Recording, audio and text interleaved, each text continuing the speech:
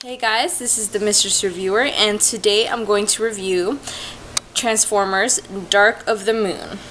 This will contain spoilers, so don't watch if you're not interested. Alright, so as many of you know, a few days ago, I think it was on Wednesday, the third and final Transformers movie came out. I am a huge Transformers fan, so I was thrilled and really sad, that this happened. Thrilled because, I love Transformers, robots kicking ass and all that crap. But then I was sad because, it's the end of, these awesome live action movies. Well, this film starts off with Sam, as you know, Sam Witwicky.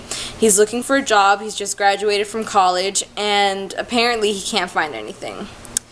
Unlike the last two movies, he's no longer dating Michaela, who was portrayed by Megan Fox. He's now with this sexy foreigner named Carly, and it seems like everything's going well with them, except for the fact that she has a job and she's paying for everything.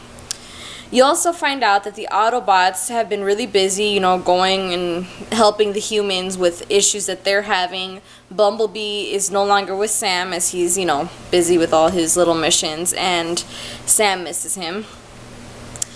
You also find out that the humans have, kept this secret from the Autobots, that back in the 60s when the whole space race began, they discovered on the dark side of the moon an Autobot warship containing Sentinel Prime and hundreds of things called pillars.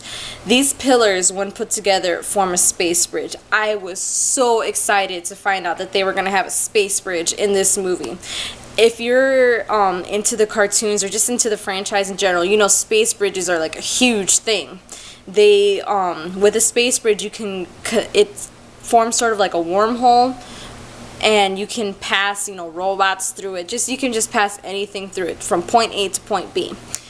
So the Autobots find out. Optimus is pissed. Like, he's literally pissed off that they were not told about this. And he goes up to the ship and they find Sentinel Prime, who used to be the leader of the Autobots. They save him because it turns out that he was in, like, stasis. I think it's like where he would put himself into a deep sleep.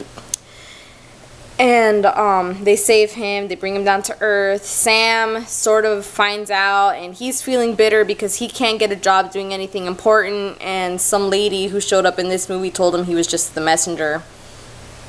I think that was her.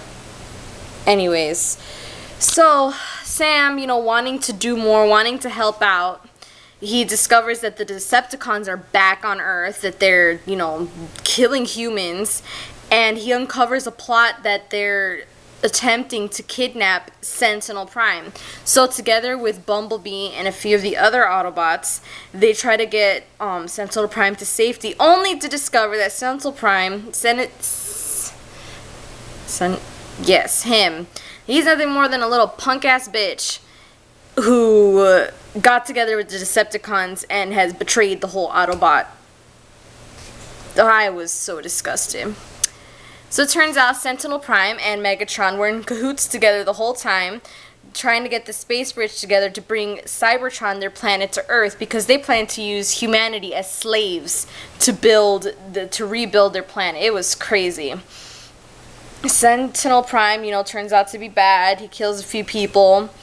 Optimus is all betrayed. The human race decides to give in to Sentinel Prime's and Megatron's demands of, getting rid of the Autobots hoping that everything will go peacefully. It doesn't.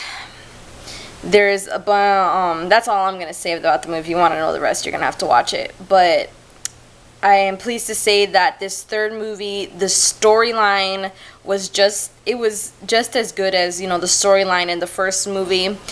It was better than the second movie in that there was a lot more robot action, and you got to know the robots a little bit more than in the second movie, which was more about the humans. Just kind of sucked. It was this movie was crazy when it came to the action and fighting sequences. It was amazing. The effects were amazing. All the battles, Optimus is a lot more intense and hardcore than in the second movie. He's, oh my gosh. And then not only him, but Soundwave has a much larger role in this, and he was so violent. Like, I couldn't believe it. Shockwave is in this, and that blew my mind. He did an amazing job. You know, Megatron was still the little punk-ass bitch, and so was Starscream. There were a lot of little punk-ass bitches in this movie, but they got what was coming to them. The movie, you know, it ended well. It had a good ending.